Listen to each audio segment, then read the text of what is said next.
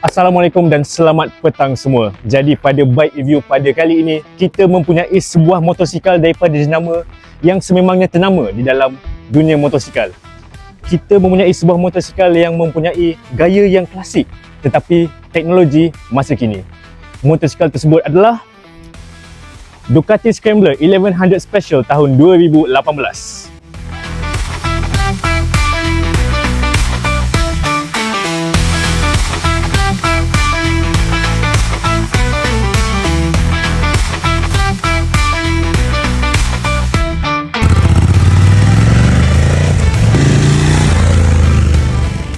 Motosikal ini menggunakan enjin 1079cc Air and Oil Cooled Desmoramic L-Twin yang menghasilkan 86 horsepower dan juga 88 Nm of torque.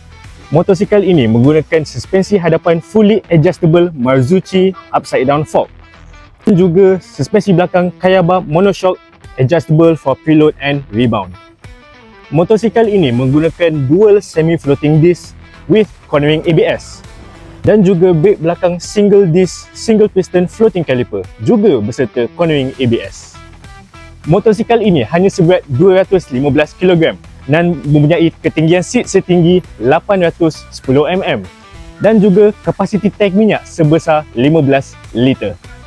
Motosikal ini hanya berharga RM37,700 dan jikalau anda berminat dengan motosikal style klasik sebegini ataupun mana-mana motosikal yang berada di showroom kami, layarilah website iMotorbike ataupun korang tahulah kita di mana, iMotorbike Glen Marie Shah Alam.